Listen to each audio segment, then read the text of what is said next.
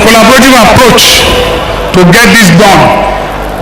Welcome. Thank you for joining us.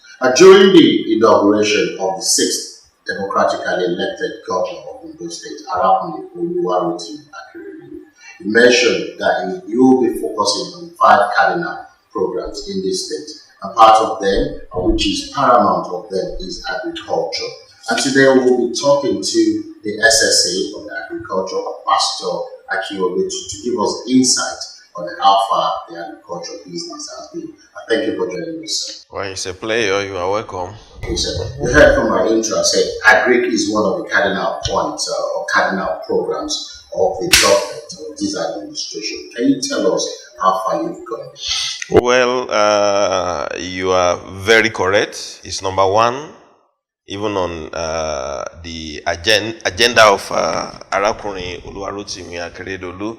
Agriculture for employment, agriculture for food security, agriculture for production of raw materials, for the development of agro-based industries in the state, agriculture as a way of reducing capital flight from the state, and ultimately agriculture for food security. So we are looking at it in these 5 dimensions. It's not just to produce. And one thing that is very clear and not disputable is this, that oil wealth in this country has succeeded in servicing the elites. But when you are looking at the kind of wealth that will go down, that you have equitable distribution, that will cut across every level of the people we have in the society, it is agriculture that can do that for us. And Mr. Governor is resolute in this regard to use agriculture to empower our people, to use agriculture to reduce capital flight from the state. What I mean by capital flight from the state is this. You discover that we are being, as a state, we are being fed by farmers outside the state. Your tomato is coming from the north. Your pepper is coming from the north. Yam is largely coming from the middle belt. Your maize is coming from the north. When you look at even the poultry industry, apart from what people are eating, when you look at what you use to feed your birds, the cost of production in poultry is 70% on feeds. And what do you use to feed your chicken? You need maize, you need soybeans, you need groundnut cake, you need other feed additives. And when you look at all the components, you discover that maize is coming up north, your groundnut cake is coming from the north, your soya bean is coming from the north, outside the state. Other additives are coming from Oyo, Ogun, Aziz, even your day-old chicks. So, if you are running a poultry business in Ondo State today, and you put 10 million into the business, every month, effectively, you send out of this state 7 million to other parts of the state.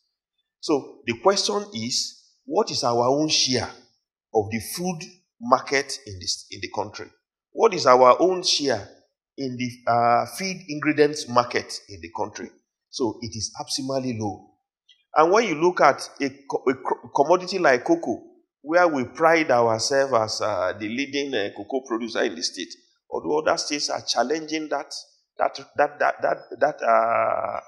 record presently, Edo is saying it is not true, Cross River is saying it's not true. Well, it is still open to debate. But the point I'm making is this: in cocoa, we cannot say we are there, because last year, Côte d'Ivoire exported 1.3 million metric tons of cocoa. The totality of what tonnage of cocoa produced in Nigeria was 280,000 metric tons. Our 280,000 metric tons is not up to what they have on their 1 million. What is the land area of Côte d'Ivoire? Let's come to Ghana.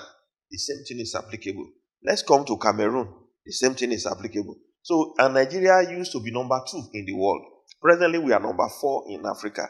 It means if cocoa production is not stagnating in Nigeria, it is retrogressing. So it means Ondo State too, over the years, has been going backward in cocoa production. So that has to be addressed. When you look at oil palm, the same thing is applicable. we've lost our position in the time past. And the market is big. So Mr. Governor is looking at putting all these together. And like I shared with some people just some hours ago, our present level, the present level of agriculture in the state, when Akin Olotu took over, is we went it at zero level. We're at minus level. The total number of tractors available in the state is 13. 13 tractors that we need an average of 2 million naira to make, to bring them back to the field. So, as at the time he took over, we cannot say we have tractors in Ondo State. That is the record. Now, when you look at land clearing, what is the total number of hectares of land that has been cleared in Ondo State for the past years? It has to be addressed. We need to clear land. And all this requires a lot of money, a lot of planning, a lot of strategy. When you juxtapose this with the level of money that is coming to the state presently, so we just have to think and look outside the box. And the starting point now is registration of farmers.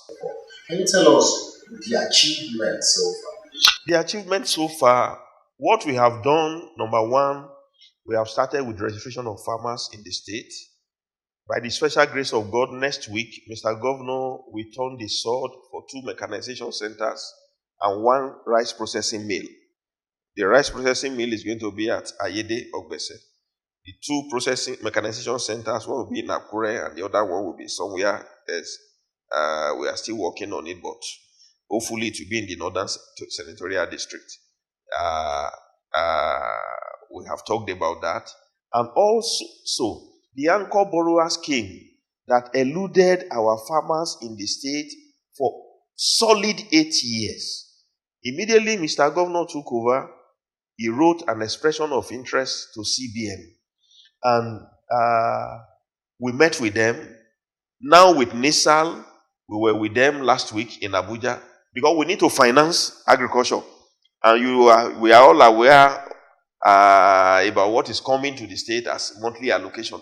When salaries is paid, we are left with nothing.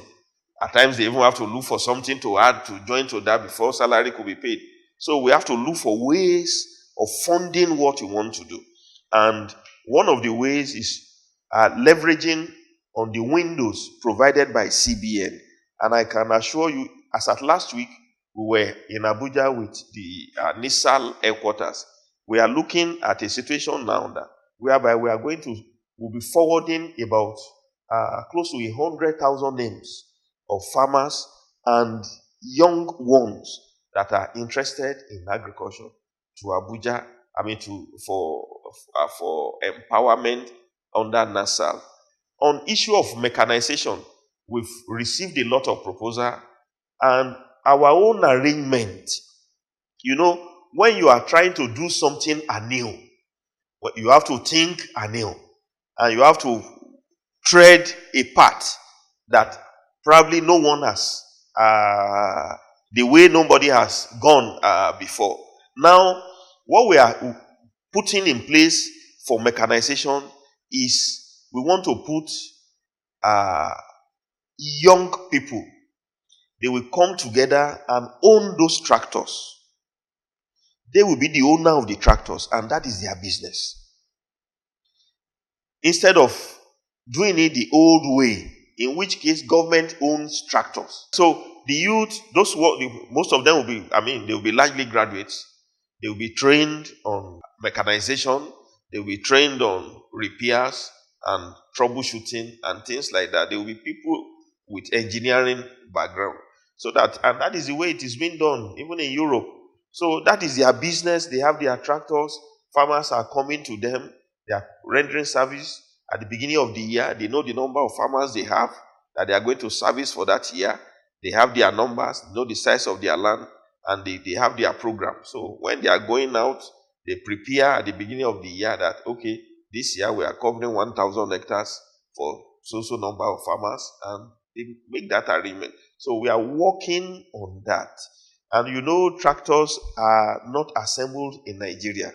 So, but we've gotten to a reasonable level. By the special grace of God, that will become a reality shortly. And apart from that too, also, some of our youth, in the next couple of, a fortnight, in fact, as from Wednesday or Thursday next week, between Thursday next week and the end of the upper week, Mr. Governor will flag off about 4 agricultural programs in the state. Mechanization, fish processing, floating cage system, rice processing mill. The mechanization, we have 2 centers. And also, thereafter, checks will be distributed to some of our youth in the upper week. Just from that place, we have concluded the arrangement. Checks will be running to well over 100 million naira.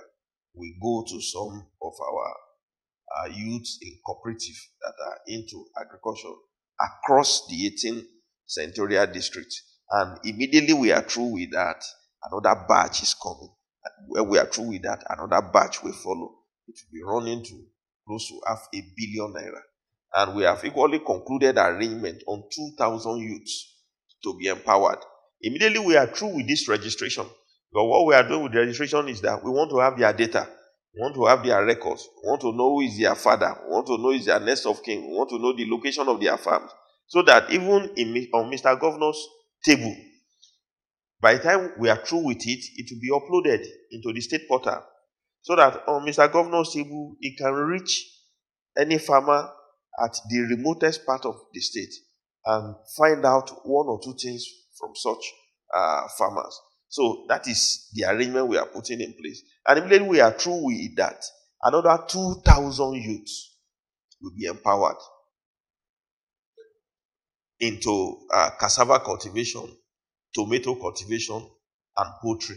That is not coming under Anchor Borrower Scheme. It's coming under another arrangement. Okay, let's talk about job creation now and wealth creation, because we're looking at how to profile our IG now, that's internally generated revenue. Can you give a better understanding of what you've been doing concerning job creation or wealth creation? Shortly, I believe I think some of us will be there when we had the flag off this year of the oil palm season. High quality seedlings were facilitated and were given to our farmers. In the time past, our typical oil palm tree sets about 12 to 14 fruits in a year. But what has been given out will give us something in the realm of 30, 40 fruit, FFB, fresh fruit bunches in a year. When you have that, and you have maybe 1,000 stands of such high quality oil palm, your income will have moved up tremendously. And you will be in a position to say, okay, this is what is coming back to the state government. If you are being told to pay tax, you will readily do that. And the strategy we have put in place, basically in terms of IGR, is to organize the marketing of our farmers. Now, in the time past, people producing palm oil, at the end of the month, they take it to Ogbese market. Or at the end of the week, after production, they take it to Ogbese market. People come by and they go. But we are making an arrangement whereby, and it has started, farmers can pull their palm oil together and sell in bulk to industrial users. And now we say, okay, you are taking this out of the state, you have to pay a little on it to the purse of the state government. And we are equally encouraging, I mentioned the different commodity associations. By the time we are through with the registration, by the time they are fully into production, then we know the capacity of individuals. it will be very convenient and comfortable for them with the school feeding program to say, okay, this is what you have produced in a month. This is the levy that is coming, not a levy now, a sort of tax that we are paying to the purse of the state government. When marketing is organized, that is when you can derive more from agriculture. Hitherto, the concentration has been on cocoa, but now it's no longer going to be on cocoa alone. I met with some group this morning, and they have a special assignment. And hopefully, by the time they are through with the assignment, just like I said earlier on, we are trying to do things in a new way. And you will agree with me that it is only if we want to do it exactly the way it is being done before that we will just continue in that dimension. And one thing that we are sure of is that we will still have the same result, the old result that we used to have. But we want things to be done differently. We want to organize our marketing. We want to organize even the finance for our people, so that when they have access to farmer-friendly loan, then when they have bumper harvest, then they will be able to discharge their civic responsibilities to the state government. I talked about marketing. You will agree with me that as at now, farmers are not benefiting from the kind of marketing, agricultural marketing that we have. Why? Is it because there's a lacuna? The middleman takes it all. For instance, somebody will come to your pond, pick your 1 kilogram or 1.5 kilogram fish, and pay you 650, 700 naira. That same fish, she will take to somewhere and sell for 1,000 to 1,500. So we are looking at a situation whereby all farmers will come together, fish farmers will come together, and they will have marketing centers across the state, so that supply will be regular. When you have regular supply, and you can regulate the price, and they can have something good enough, as a profit on the farm business, and something, at least a markup for the state for investing in those pockets of market across the state. If you look at our forest reserves, people go there to take our plantain. People come from Lagos, they take plantain and come from Oyo State, they take it away, FOC. Farmers are selling at a loss because of bad road. I did not mention that. Somebody is coming to the place to pick because the farmer cannot take it to the market. And the man that comes to pick it takes it at peanut. And they take it to the major cities in the country. The farmer is not gaining. The state government is not having anything in return. So those are the loopholes that has to be blocked. And that is still talking about primary production. By the time we now come to processing, value addition, you discover that those companies too will be paying taxes to the purse of the state government. And what we have done in that direction is that we have gone around the moribund agro-based industries in the state. Is receiving attention. They are all receiving attention. The Okitipa oil palm, something is receiving attention. In fact, from diverse directions. Yes. Immediately, even before the inauguration of this administration, there was a time the vice president was moving around, the acting president, and he went to most of the Niger Delta states. And a program was developed thereafter, special intervention fund for Niger Delta states, looking at moribund industries, looking at areas of interest where jobs could be created, and we identify 10 in the state, and we are the last stage. In fact, we've been going to Abuja regularly, myself and the SSA on investment, going to Abuja regularly to attend the meeting. So, and the message we got from them last week is that we should prepare the business plan, the investments and investment strategy for those 10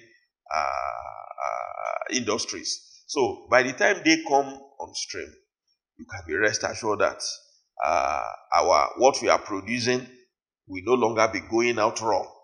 Like the Koya cassava factory, which Agagu started. In fact, we now have about 6 contenders, 6 interested investors on those on the project. And not just that, it's even number 1 on the intervention list.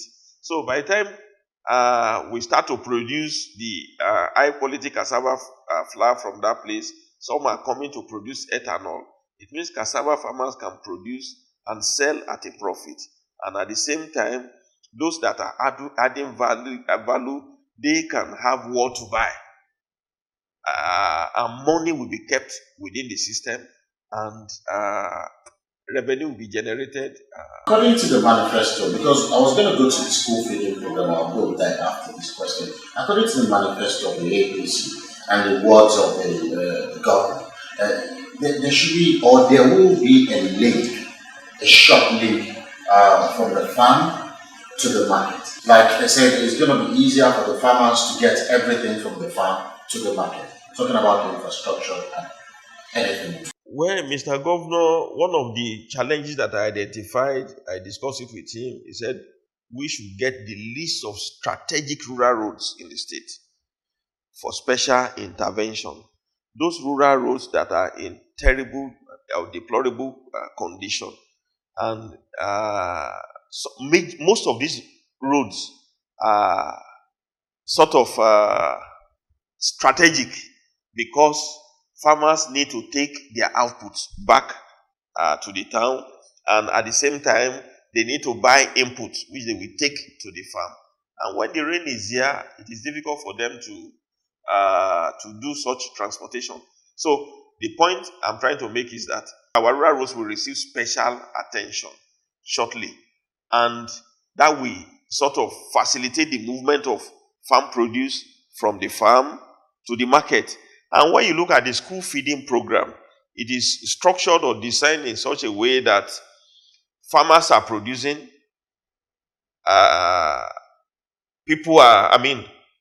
there is a ready-made market. And we have people that are going to cook. We have people that are going to supply the food. And it's a complete circle. And it will keep money within the system and create more jobs for our people. So the school feeding program is like a blessing to the... It is indeed. Because in the time past, when you produce and you don't have where to sell, and that is one good thing about the present exchange rate. I am one of those people that believe strongly that it is a blessing. It is not a curse. If you are looking at farmers, farmers' economy, because if you are producing today, in the time past, most of these flour mills, breweries, all these big companies using agricultural farm produce, they prefer to import. But now they cannot import. If they continue to import, nobody will buy from them. They can no longer import ethanol. They can no longer import the wheat flour any longer. That is why there is mad rush for cassava flour or for cassava. Before now, a ton of cassava used to go for 10,000 naira. But as we are talking today, it's 42,000 naira. Because there is industrial utilization now. In the time past, it used to be for gari only. And people who produce cassava, they don't have anywhere to sell. So, as at today, because of the exchange rate, it is a blessing and it is good for our people. The exchange rate is very good for us. And the governor mentioned that very soon we'll soon have our own sunshine rice. How soon will that be? I told you we are flagging off the governor will turn sword next week, somewhere in very close to Ogbese, Ayide Ogbese, for a rice processing factory. That is one of it. And at the same time, we have a lot of farmers today under the Fadama scheme that are into rice cultivation, and more are coming up. And I told you about the empowerment program on for the 2,000 youths. Some of them are going to rice cultivation. The dam over there are 3,000 hectares there that we are going to clear. Over there, we are going to do 3 seasons of rice cultivation, yes.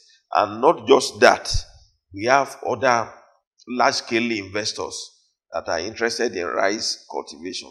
So we are at that level where decisions are being taken. This is good for us. Okay, you can go ahead. As I'm talking to you, the Sunshine Rice Farmers Association in the state, they signed an MOU last week with an organization that is coming here to process rice. And they are cultivating 1,500 hectares of rice within the state. The MOU is signed, and they are now at the point of implementation. We recently discovered a location somewhere in Akure North that we have about 3,000 hectares of farmland, low-lying area that is very good for rice cultivation. It was a recent discovery about 2 weeks ago. So we are working on that site to see how we will put it into use for rice cultivation. And finally, sir, what do you, the future of agric in Ondo State? Can you paint a picture of future of agric? It is very bright. There are so many questions you did not ask. Under the Mr. Governor he approved the production of 1 million seedlings of cocoa just last week. 1 million seedlings of oil palm seedlings just last week. I got his approval. 500,000 seedlings of cashew, improved cashew last week. I got the approval for the 3 last week.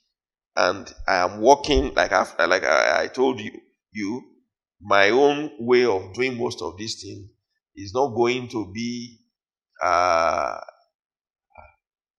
financially tasking for the government.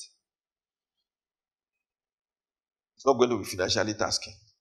And outside that, within that scope, we have what I call the smallholder scheme. If all you have is just 1 acre, no problem. You will get seedlings for 1 acre of cocoa. If what you have is 1 hectare, no problem. You get seedlings for 1 hectare. If you have 5 hectares, you get seedlings for 5 hectares. If you want to do 50 hectares, if you have access to such a land, if you want to do 100, if you want to do 200, you will do it. So we have the smallholder scheme. We have the medium to large scale holder scheme. By the time we start, we are already working on the seedlings. But like I said, I am working in such a way that I am not coming to demand for heavy money from anybody. We will do it, dance around it, and we'll make it available. That is on that. We are coming up with livestock parks. We are looking at some locations where we have about 200,000 broilers, just same place. Yesterday, some people came from Israel. They were here. And we had an arrangement. So, by the time they are coming back in the next 1 or 2 weeks, so we have an arrangement on some of these parks. So that in a single place, you can say, okay, 100,000, 200,000 broilers. We just have the pens there. And we have arrangement with top hatcheries. Some of them are coming here. I did not mention this to you. The Sunshine Fishery is coming back to life. There's an agreement with Durante, which was facilitated by Her Excellency, the First Lady. The Durante CEO, we still had discussion yesterday. The team will be here tomorrow by the special grace of God. So our farmers will no longer leave Ondo State to Ibadan to go and get juveniles or fingerlings. We'll be having top quality ones here. So the future of agriculture in Ondo State is very bright. But just as the campaign mantra of Mr. Governor, we must act anew. think anew and act anew. And I'm 100% sure the message after this registration, you just wait and see how things will begin to follow. You can go to our plantations and buy plantain and convert it to something like this without having a farm. Talking about the whole value chain. But this is This is our gari. It can go to US, it can go to any part of the world. I am keeping it because I want a situation whereby I want to see how long it's going to last. Equally talk to some of our youth, some of them that are coming here. You don't need to go to the farm. What you need to do is to set up a small place, have this, add value to it, make it something that is very standard. You can pick this one up anywhere. This can go to ShopRite. And not just that, I told the beekeepers association in the state, I said, I saw something. All you have been doing all along is this is egusi. This is packaging. This is egusi. So I told the beekeepers, I said, you don't need to put your honey in big jars any longer. I saw something somewhere. They prepare it in such a way that it is in sachets, not like the toothpaste that we have in sachets. And that is what the big hotels are serving. We have beekeepers in the state. And very shortly after the registration, we embark on aggressive training of beekeepers. So the future is very, very bright by the special grace. Short while ago, sir, you mentioned the farmers bank. Can you tell us how far you come with that? It is our own little way, or little but strategic way of addressing agri-credit. What all we want to do immediately after the registration, let's assume we register about 100,000 farmers, and we bring them together, maybe on local government basis. And if 40,000 of them are ready to part with 1,000 naira each, that is 40 million naira. And with that, we can establish our farmers microfinance bank. And why do we have to do this? You discover that loans coming from commercial banks are not farmer friendly. High interest rates and a lot of difficulties. And largely, we have discovered that the commercial bank's window is not readily accessible to our farmers. So, with this arrangement, when we have the farmers bank, by the grace of God, is going to be the first one in the southwest part of this country. By then we have it, farmers can now access money directly from CBN. And most of these CBN windows is at 2-3%. So when it comes to the farmers bank at 2-3%, we can say, okay, let it go out at 6% or 5%, so that what is in between will be used for salary and some running expenditure. And what is still left again will still be shared as dividends by farmers at the end of the year. So whichever way you look at it, it is a win-win strategy. And using the crowd entrepreneurship strategy, we will achieve it. We are at the point of registration with Corporate Affairs Commission now. We equally have some core investors that are interested in it. So we are considering whether we should start the unit, which is just one location, or we should make it a state bank, in which case we will have presence in the 3 senatorial districts at the same time. If we are going to have presence in the 3 senatorial districts at the same time, we might take in some core investors to fast track it. And apart from that, you will agree with me that we will now use that arrangement to bring back the cooperative culture in the state. Because before you can access loan from such a bank, you have to come through a cooperative society. And members of your cooperative will be in a good position to assess individuals within the cooperative.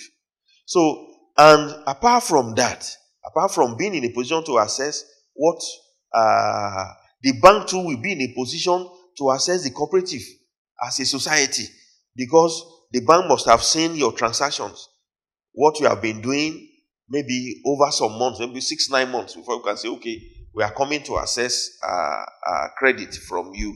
So it is an indirect way of bringing back our old cooperative bank in the state. And we all know that cooperative bank started in this state before the issue of recapitalization, and which led to our losing that bank. So it's a big strategy. We have perfected all we need to do. The moment we are through with the registration next week, so a lot of activities we just follow, and one of it is the issue of shareholding, 1,000 naira for every farmer. And if we have 40,000, that is 40 million.